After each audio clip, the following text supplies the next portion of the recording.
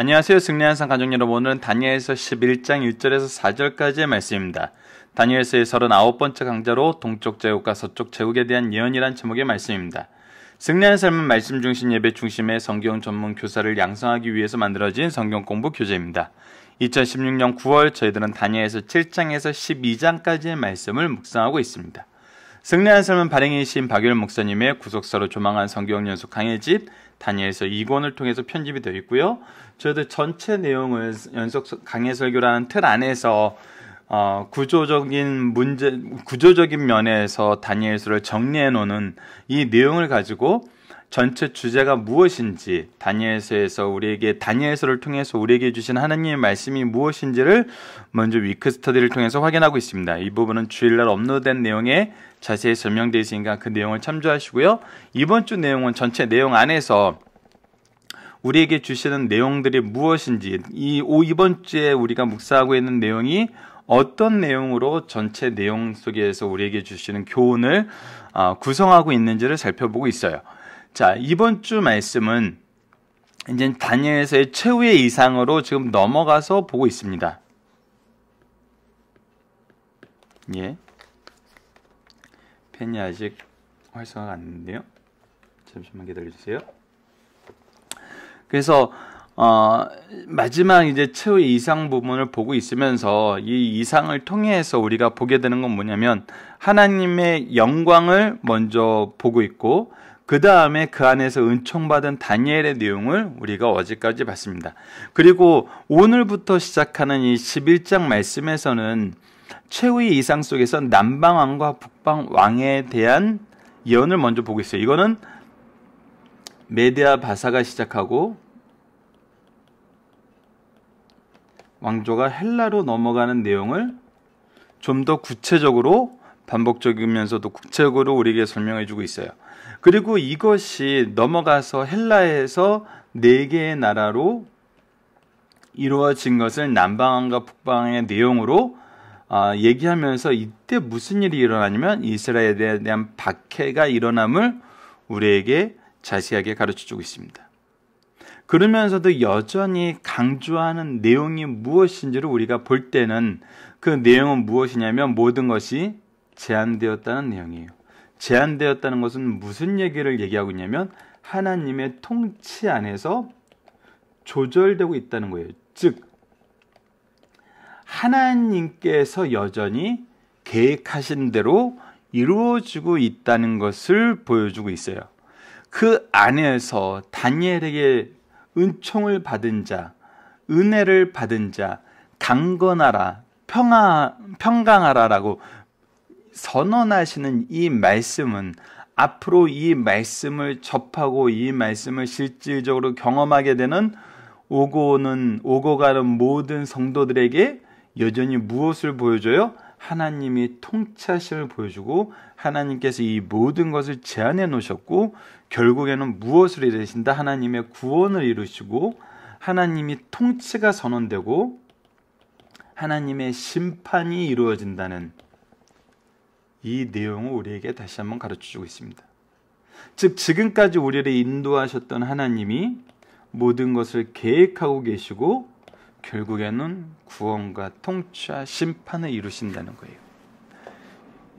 여러분들 다시 한번 강조하지만 이것은 바로 다니엘서 전반부에 나타났던 각 장에서 우리에게 보여주었던 내용들입니다. 다니엘서는 굉장히 재밌게 구성이 되어 있어요. 1장에서 6장까지의 내용을 이해하면은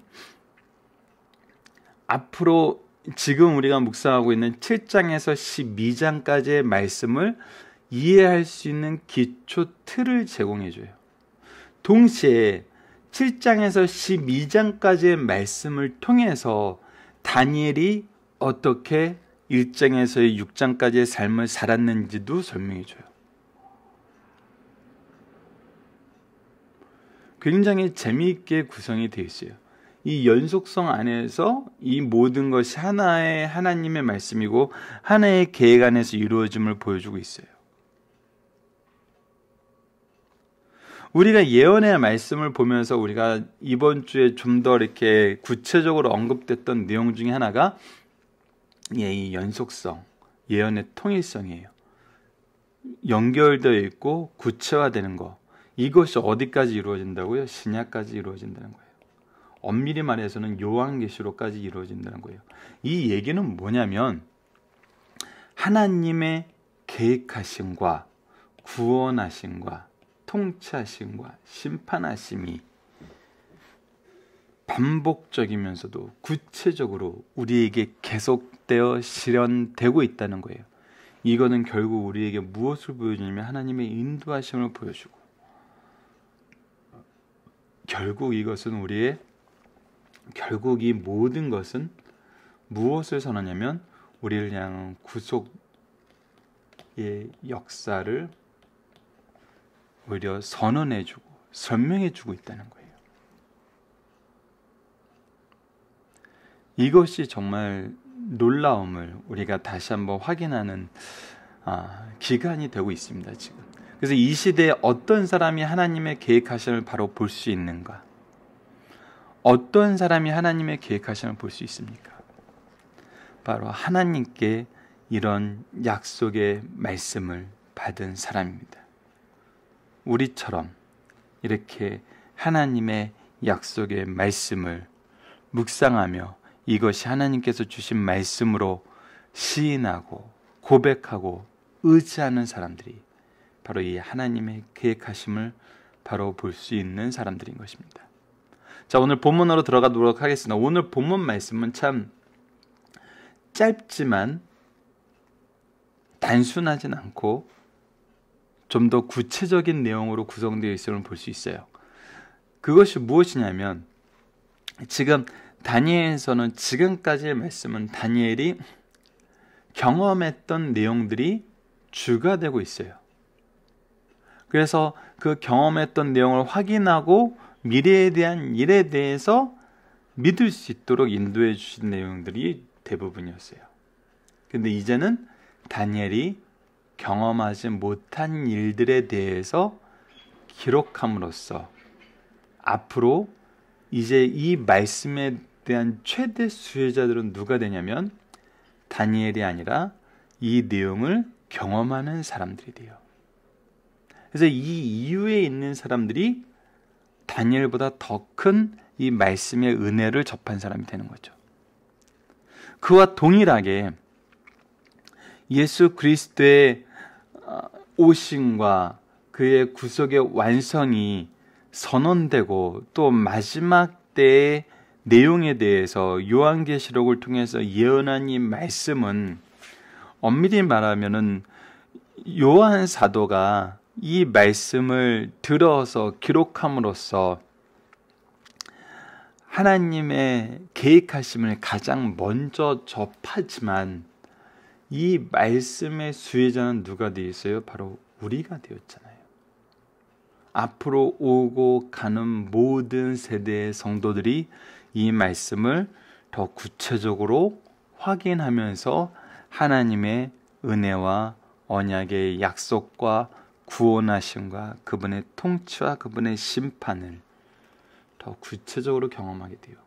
그래서 이 시대, 특히 말씀이 완성된 이 시대를 사는 우리가 은혜의 시대에 살고 있다는 의미를 우리가 더 구체적으로 확인하게 되죠.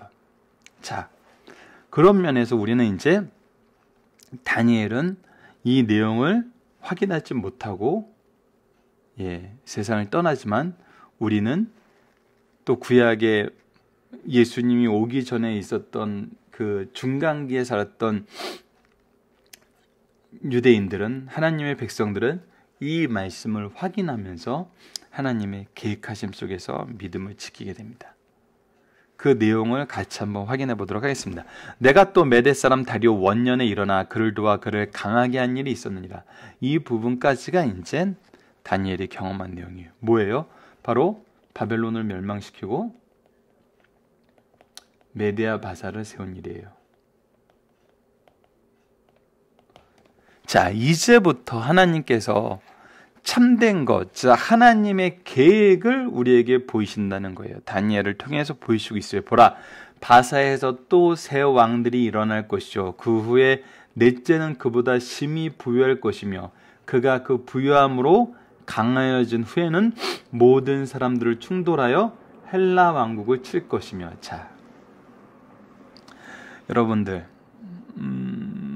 이 부분에 대해서는 역사학자들이 재밌는 내용을 얘기해주고 있어서 우리로 하여금 현대에 사는 우리로 하여금 되게 이해하기 편하게 만든 내용이 있어요. 여러분들 헬라 지역의 전쟁을 그린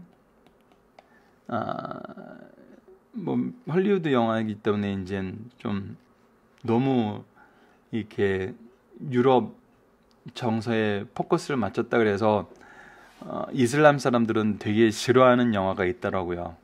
그 영화 두 개가 뭐냐면 바로 삼백과 알렉산더예요. 알렉산더 대왕이라는 아마 제목으로 만들어졌을 거예요.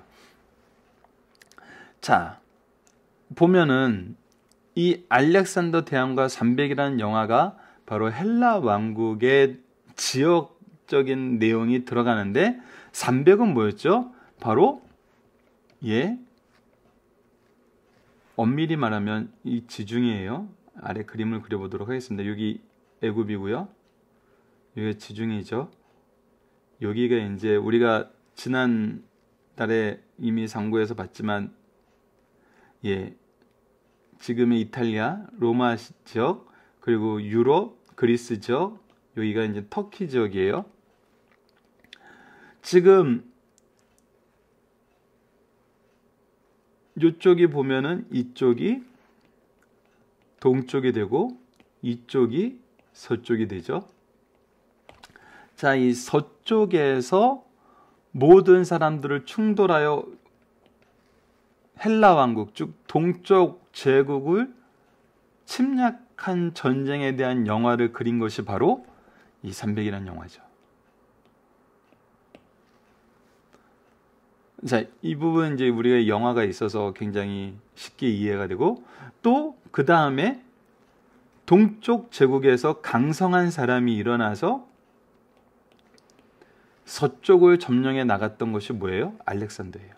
알렉산더 대왕이에요. 자, 그것이 지금 2절하고 3절에 설명이 돼요. 장차 한 능력 있는 왕이 일어나서 큰 권세로 다스리며 자기 마음대로 행하리라. 그러나 그가 강성할 때에 그의 나라가 갈라져 천하 사방에 나뉠 것이나 그의 자손에게로 돌아가지 아니할 것이요 또 자기가 주장하던 권세대로 되지 아니하리니 이는 그 나라가 뽑혀서 그 외에 다른 사람에게로 돌아갈 것입니다. 자, 장차 한 능력 있는 왕이 일어나는 것이 바로 알렉산더 대왕의 얘기고, 헬라 왕국을 칠 것이라는 것이 바로 삼백에 나타났던 크세스,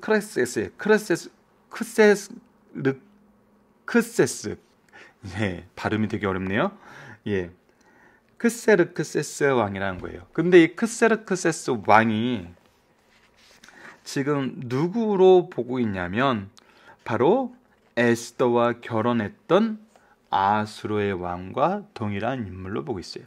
예전에 제가 어떤 얘기를 하면서 300에 나있던 나는 관대하다 이 왕이 바로 이 에스더의 남편으로 나왔던 그 왕으로 보고 있고, 이때 시기가 이제 정복 전쟁에 실패하고 돌아와서 그 여왕을 중심으로 한 이 그 여왕의 인척들의 권세가 굉장히 교만하게 왕권을 도전했기 때문에 이때 이제 왕권이 바뀌는 걸, 이 왕비를 폐위시키는 것으로 이렇게 이제 서술되고 있는 것으로 역사학자들이 보고 있다는 것을 잠깐 소개한 적이 있는데, 바로 그러한 정복 전쟁들이 시작되는 거예요. 우리가 이제 영화가 있으니까 이 부분에 대해서 이제 좀 더 쉽게 이해가 되는데, 그리고 나서 이 알렉산더 대왕의 나라는 어떻게 되죠?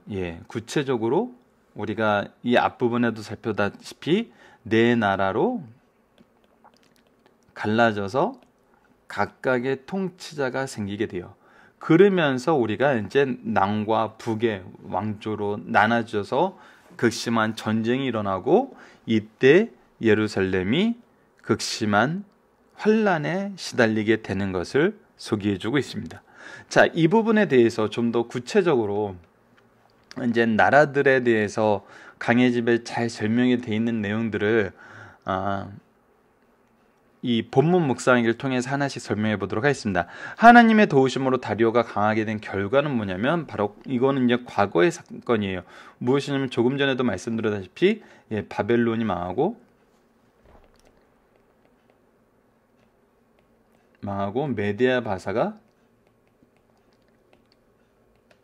건립된 이를 얘기하고 있죠. 즉, 이 내용대로 하나님께서 이미 계획하셨던 그 내용대로 이 세상의 통치는 이루어지고 있다는 거예요. 그리고 나서 2절에서 바사에서 일어나는 새 왕은 누구인가라는 거예요.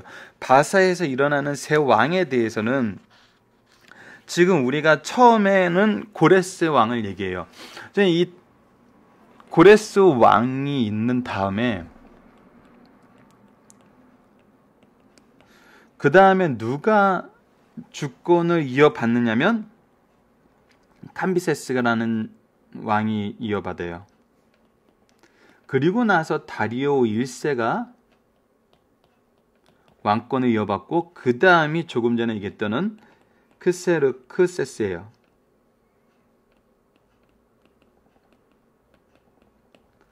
그래서 첫 번째 왕이 일어나고 그 후에 새 왕이 일어나는데 그 네 번째가 그들보다 심히 부유해지고 그 부유함으로 강해진 후에는 모든 사람들을 충돌하여 헬라 왕국을 칭다고 나타나고 있어요.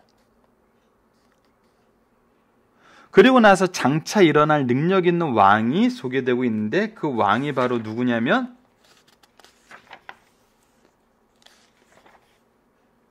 알렉산더 대왕으로 얘기를 하고 있어요. 그리고 그 나라의 결과는 뭐냐면 4절을 보면 강성해질 때에 그의 나라가 갈라져 강성해질 때 이미 우리가 헬라에 대한 예언을 통해서 설명 들었다시피 그가 정말 젊은 나이에 죽게 되고 그가 통치했던 나라가 네 군데로 나눠지는데 그의 자손에게 돌아가지 않아요. 오히려 그의 자식들은 전부 죽임을 당해요. 그리고 그가 그 아래에 있던 4명의 장군이 4나라를 각각 다스리게 되죠. 그래서 그 자손에게로 돌아가지 아니할 것이 자기가 주장하던 권세대로 되지도 아니하리니 이는 그 나라가 뽑혀서 그 외에 다른 사람에게 돌아갈 것임이라라는 이 예언의 말씀을 설명해 주고 있어요. 자, 이 안에서 우리가 이제 봐야 되는 것은 무엇이냐면 이것이 이스라엘과 즉 유대 국가와 유대인들과의 관계가 어떻게 되어가고 있냐는 거예요.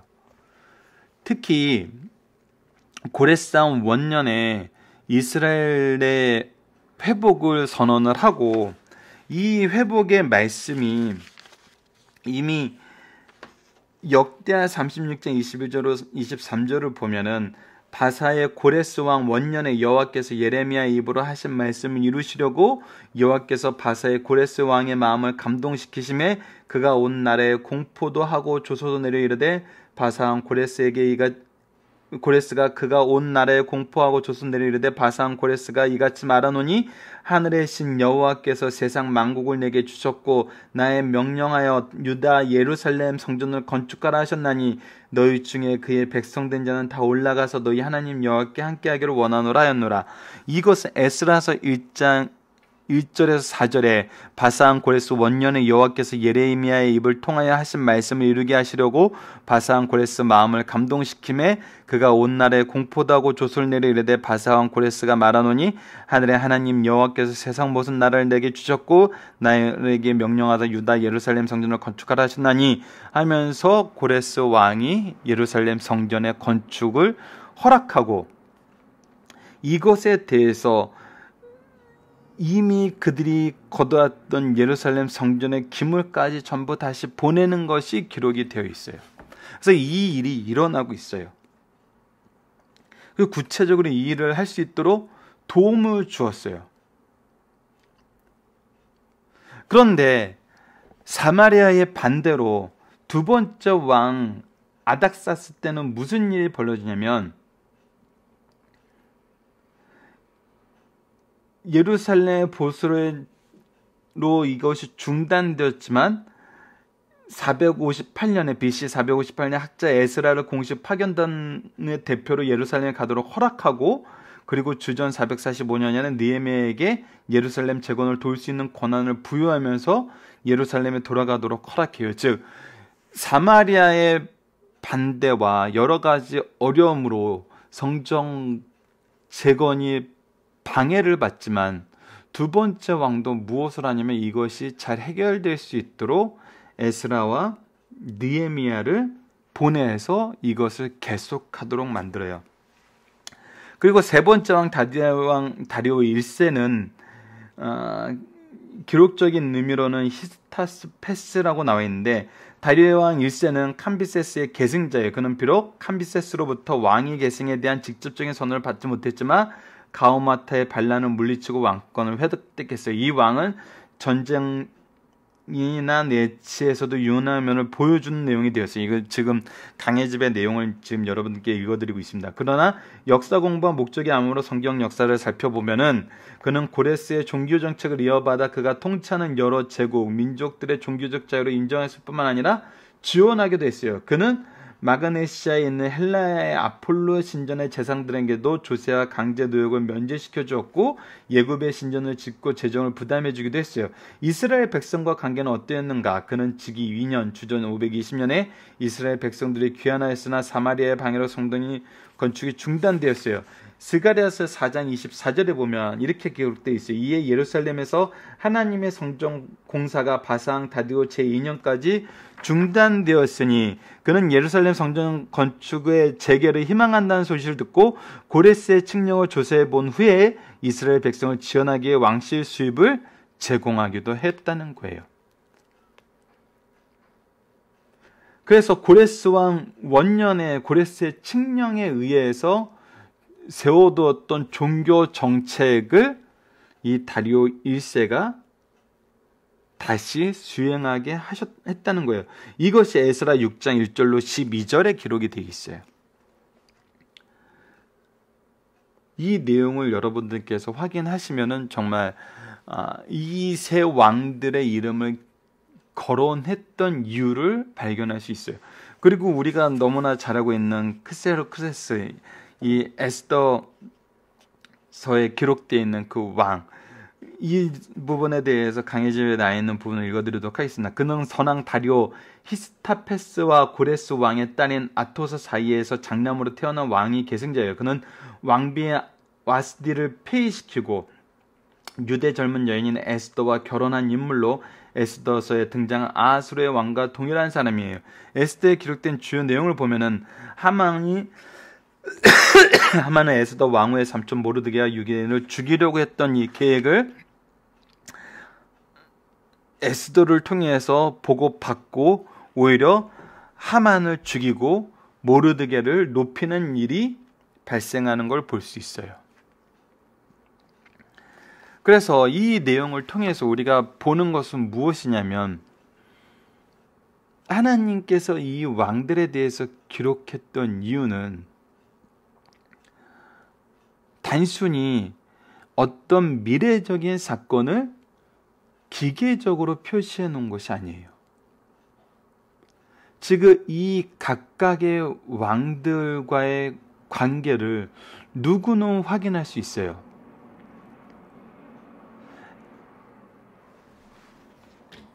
에스더 선지자나 느헤미야서에 기록되어 있는 내용을 통해서, 또 에스더서를 통해서 이스라엘 민족들은 이 내용을 굉장히 깊이 있게 경험하게 돼요. 이 왕들을 기록한 이유를 굉장히 구체적으로 경험하게 되죠. 이 일을 경험했던 유대인들은 무엇을 고백할 수 있겠어요? 바로 하나님의 계획하심이 참되다라는 고백을 하게 되겠죠. 이 이후 세대도 무엇을 고백하겠어요? 하나님의 인도하심은 분명하고 하나님의 계획하심은 참되고 그 계획하심에 따라서 우리에게 구원의 역사는 계속적으로 이루어졌다는 것을 고백하고 확인하게 되겠죠. 이것을 통해서 무엇을 믿을 수 있어요? 바로 앞으로의 계획도 하나님 뜻대로 이루어질 거라는 걸 믿고 그 계획을 의지하여 살면서 승리할 수 있다는 거예요. 이거는 신약에서도 우리가 수차례 얘기했던 내용과 동일합니다. 무엇이죠? 예수님에 대한 내용이에요. 예수님은 성경대로 오셨고 성경대로 사셨고 성경대로 죽으셨고 성경대로 장사되셨고 성경대로 부활하셨고 성경대로 승천하셨어요. 이 모든 것이 성경대로 이루어짐을 통해서 우리가 무엇을 믿고 있어요? 예수님께서 성경대로 재림하실 것을 믿고 있어요. 예수님께서는 성경대로 반드시 재림하십니다. 무엇을 통해서 알 수 있어요?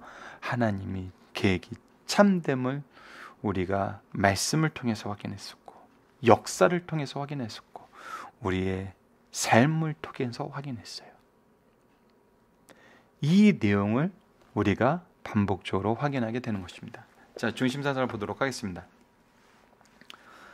11장의 예언의 특징은 다음과 같습니다. 11장의 예언의 말씀으로만 이어져 있어요. 다니엘이 지금까지 받은 계시는 환상이나 꿈에서 하나님의 메시지가 극적인 상황처럼 생생하게 시각적으로 묘사되고 난 후 그에 대한 해석이 뒤따랐어요.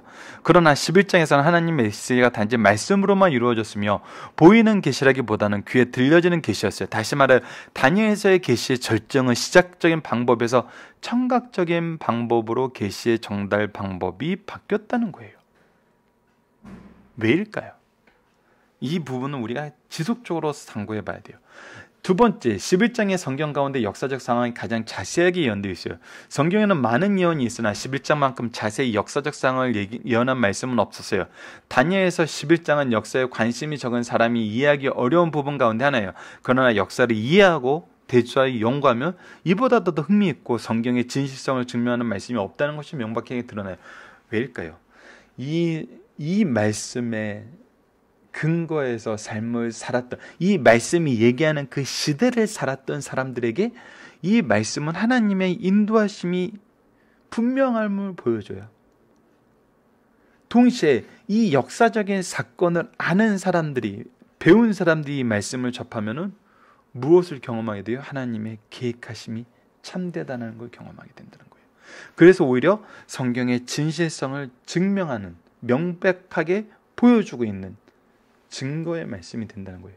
11장의 중요한 내용은 다음과 같습니다. 하나님의 주권, 동, 바사와 서, 헬라 제국에 대한 예언이고, 두 번째는 남, 예국과 북, 시리아 제국에 대한 예언이에요. 세 번째는 북쪽 왕중 안티오쿠스 에피파네스의 융성과 그 가증한 행동이에요. 적그리스도의 상징으로 나타난 안티오쿠스 에피파네스의 융성을 보여주고 있고, 네 번째는 종말에 나타나는 이미대로 행할 적그리스도에 관한 예언이 기록되어 있어요. 오늘 말씀의 중심 사상은 제목만 간단하게 정리가 되어 있습니다. 세상 이름이 있는 패권주의자, 권력자들의 망상이 얼마나 허무한지를 보여줘요. 모든 것을 다스리는 분은 하나님이세요. 하나님의 계획이 참돼요. 그렇기 때문에 그들의 계획은 생각에서 끝나요. 하나님이 허락해 주지 않는 것은 하나도 이루어지지 않는다는 거예요. 그래서 그것은 망상이에요.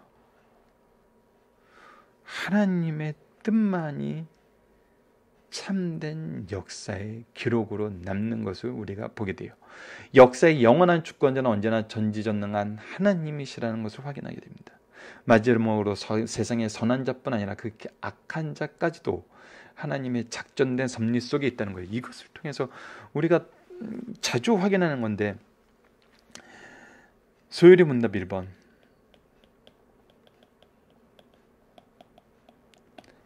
인간에게 가장 큰 삶의 목적은 무엇입니까? 인간에게 가장 중요한 목적은 무엇입니까? 하나님께 영광을 돌리고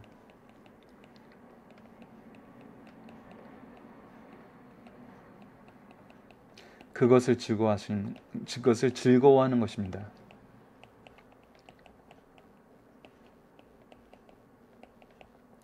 이거는 엄밀하게 말하면 두 가지 내용을 설명해 주고 있어요. 선한 자뿐 아니라 악한 자까지도 하나님의 작정된 섭리 속에서 무엇을 하냐면 하나님께 영광을 돌려요.